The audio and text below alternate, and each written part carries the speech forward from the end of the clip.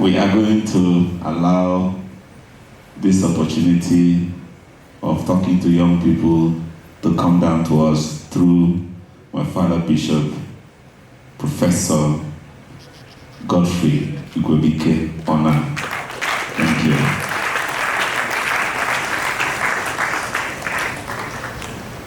Please don't speak in Latin, don't speak in German, don't speak in Creole, speak in Igbo or English. Non mi provocare. Your Eminence, General Noel, my dear guests, my dear young people, good morning to all of you. If you see, I'm very formally dressed because they are waiting for me already in some part of my diocese. That is why I'm even asking to speak earlier, not because anything I'm going to say is more important than what any other person will say, but I'm asking the privilege of being allowed to greet you and run to meet other commitments. And I thank you, Your Eminence, for obliging, and also General Eze and all the other guest speakers, and I thank you. Noel, I didn't know you before, and I just spoke with you a couple of days ago. But speaking across the seats with the Cardinal, I found out it was the same thing that drove me to accept, that equally drove him to accept. By the way, if you think we look younger than our age, the General, Cardinal himself, and some tell me that too, the secret is our constant presence and association with young people. When I am with young people, I'm no longer conscious of my own age. And since they say age is in the mind, it then begins also to reflect in the body. The General you see here retired from the army a number of years ago. But if you see him every morning doing his morning workouts, you'll think he's just in his teens. It is this constancy, this presence, this love for young people and their things. That is what I think sustains some of us, even as we continue to age physically. You can't change biology. Anyway, having said that, I'm impressed, very impressed. I have a temptation to say too much, and that is the risk you also always have when you don't have written texts. The first thing I have to say about this shaping the future is that if you remember, I got into trouble with the federal government and its state security apparatus in 2020, in October, because I said, that was during the End SARS protests. I said that the youth and youths of this country have endured too much.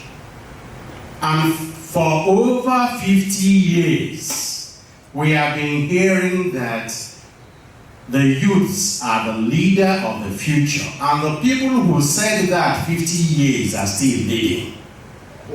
50 years ago, are still leading. And they are not ready to go away. And I advised young people, don't wait for us to go away. We won't. You have to find a way of showing us the door without violence. Anybody who knows me we should know that I am allergic to violence, but I am open to change without violence. And as if to take the word from me, just yesterday I got a clip of some with the background music of Fela's International Titif. They showed several leaders of this country whom they tagged permanent Nigerian youths.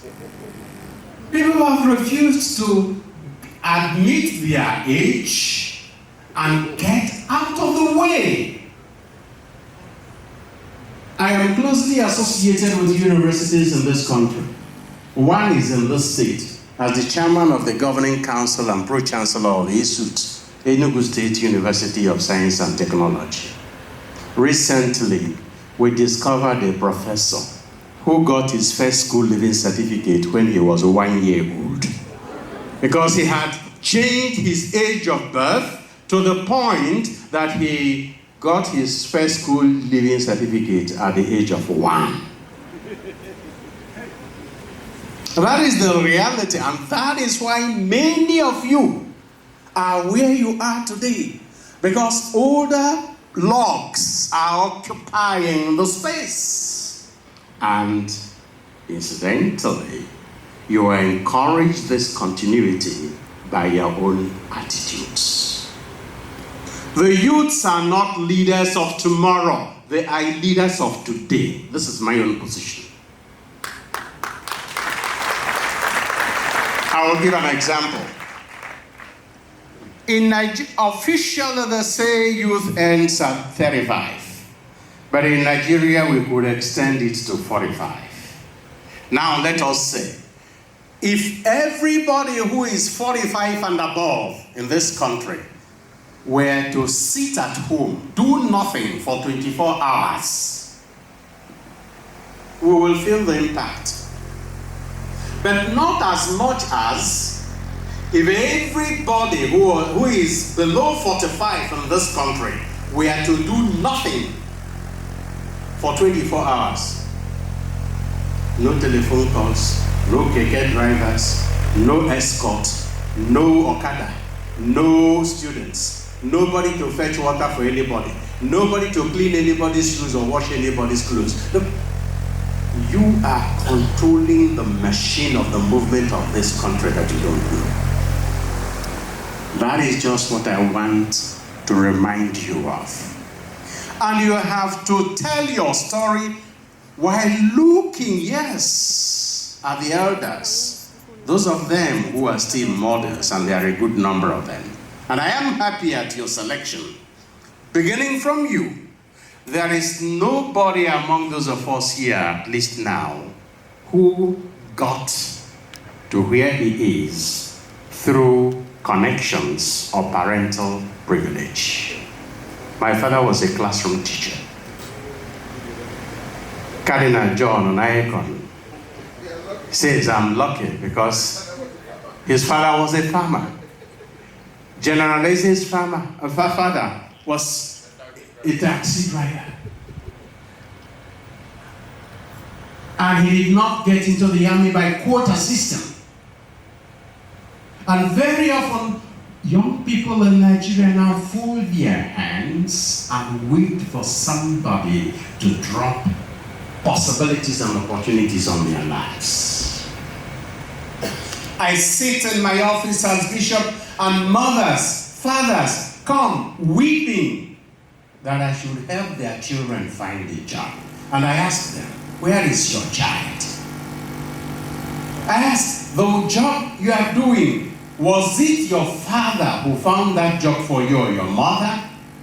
Why would your son be sitting at home watching Manchester United and you are here looking for a job for him? I'm sorry I don't have a job, but if I had, I wouldn't give it to likes of your son. And often when young people come tell you to empower them, they just mean give me money. I'm happy that Noel, you guys are distracting this man who came from America to listen to some of these ideas. I'm happy that the way you structure this conversation, education comes first. Education comes first. Check all the models of transformation you have in the world. In recent history, Japan, India, China, Singapore, they were all education-based, education-driven. And that is why dictatorships throughout the world, and especially in Nigeria, Don't mind whether they call it democracy or any other thing. Dictatorships are always afraid of education. And they make sure they don't fund education. Because they know the greatest empowerment young people will get is education. But I'm happy. I'm happy because that education now is even moving into an area where young people are in control. Information, communication, and communication technologies. Young people are in control. And this is where much of the information that many of you have now comes. But the question is, what is the content you are putting in there and the content you are consuming in this country? Positive content or negative content? The choice is yours. If it had become possible for COVID to force the world to invest in online university and secondary and primary education, thereby making you use your smartphones and laptops to study from home, it is left to you to decide what you do when you turn on your gadgets at home, where nobody is controlling you. Because this instrument of education is now in your own hands. And Nigerian youths, you must make a choice in this regard. I also think that it must be a value-based and skill acquisition education. It must be an education that trains people in skills and offers values. Not just a system of education that provides theoretical information. We are fond of criticizing past generations. Nigerians and Africans in general will always blame the colonial masters and missionaries for the system of education that we have in our country today. I find that ridiculous. Because the colonial masters and missionaries needed clerks and catechists. And they trained people to do the work that they wanted. We are the ones to identify our needs and tailor our educational system to solve our problems. But you find a system where we are constantly depending on models and solutions provided by our ancestors and applying them to problems we no longer have. I've never seen a people so culturally lazy. I will give you other examples. What we call culture, all the cultural practices, all those masquerades and practices you are clinging on to in the name of our culture, including your system of dress. There were solutions that our forefathers provided for the problems they had. Social, practical solutions. And based on the limited knowledge of the universe and environment that they had. And now our situation has changed. Our problems are new, and we're insisting on applying their solutions to our problems. You don't eat food with cutlery because it is against your culture. Your forefather did not have cutlery, for heaven's sake. You are carrying 2-3 smartphones. And yet you think the only way to solve your technological problem is to consult a dibia in Enugu. And the art and science of rainmaking and rain control that they devised, our engineers and technologists have been unable to codify that science and art so that we surround it with mystery and it looks like oil. What is more, before contact with Europeans, our people had looms that produced cloth. But those looms produced cloth that was very short and very narrow. So they would tie that piece of cloth around them, and that was all their clothing. Amara akwa n'ukwu, sọọsọ ofu akwa, ọ bụrụ ya bụ na nwaanyị yigo akwa, maka na enwere ọzọ. There was no other. The story is told, Your Eminence, of a missionary who came to church one day and found all the women with their cloths tied around their waist. And he covered his eyes, a white missionary, because the top was open. And the women said, what is his problem? The catechist said, your chests should be covered. We are sorry. The following week, or the following month, the missionary came back. These women removed the cloth from down and covered top. And the missionary said, this is worse. And the women said, which one does he want? We cover down, we know good. We cover up, we know what. Which one he want? When you want to dress properly for your parties, for interviews, you wear Versace, you wear Dolce & Gabbana, you wear Giorgio Armani, you wear Lancome, you wear all those expensive designers, but when you want to show your culture as a Nigerian, you go back to one piece of cloth. Something is wrong with us. By the way, if you attend any meeting anywhere in the world, a gathering, my young lady, you're welcome. A gathering of women from all over the world, pull any of them by the hair, it will be natural, except Africans. African women have decided never to wear their natural hairs, beginning from some of these things that look like mount, till the Indian and Brazilian hairs that you spend money to buy. What is wrong with us? I say we are culturally lazy. Why can't young Nigerian girls design and develop systems of maintaining their hair that will make it admired throughout the world? This is where to begin.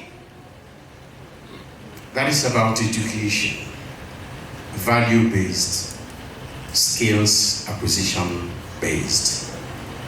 And please know that before formal education was introduced, education was transmission of knowledge from elders to the younger ones. But that was because older people had acquired experience, and there was no other way of acquiring such experience apart from age. Now our people have admitted a person who travels has more to tell than a person who is old.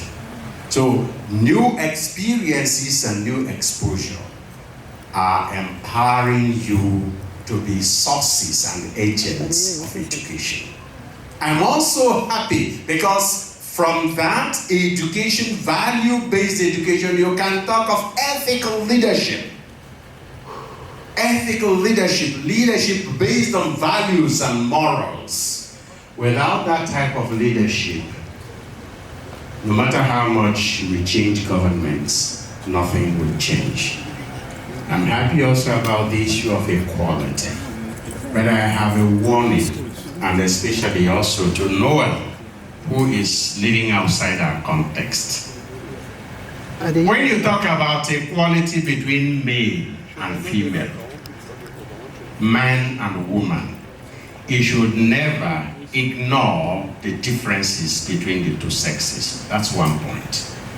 Secondly, that equality between male and female should not automatically translate to the present gender ideology that is a political program.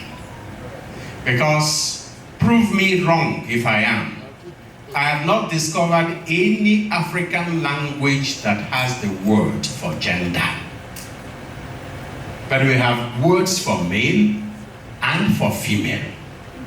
So we have to be talking about equality between male and female, equality in dignity, equality in responsibility, and equal opportunities for all. Be careful when they are being deceived. Those who are giving you lessons about equality of women are those who discriminate most against their women in their own countries, beginning from the United States of America. It is not long ago since women were allowed to vote in many of these so-called developed countries. And up to now, in some countries I know, a male, European countries I mean, a male and a female will be doing the same job, and the man will be receiving better salary than the female, just because she is a woman. These are things you should contest. And looking at models of womanhood, glorious womanhood that we have all around the country, you have many people to imitate.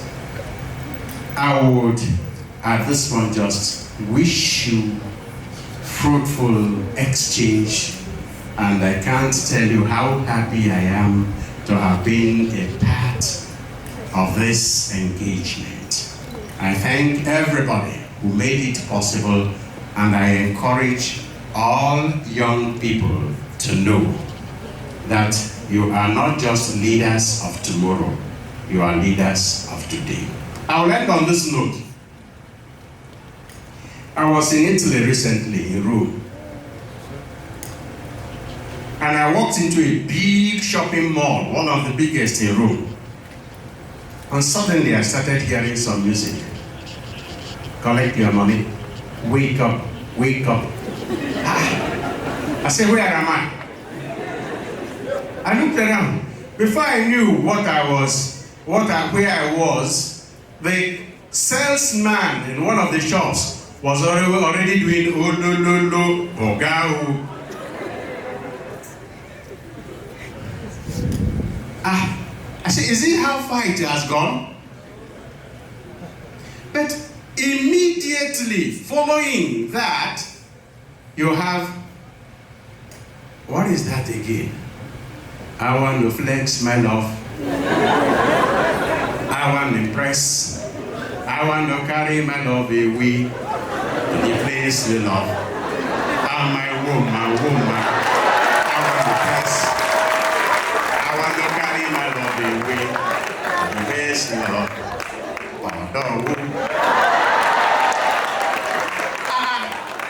I said, which one be order? The same 28-year-old Nigerian ruling the musical world twice in few months. If Kiss Daniel could do it, why can't you? Thank you.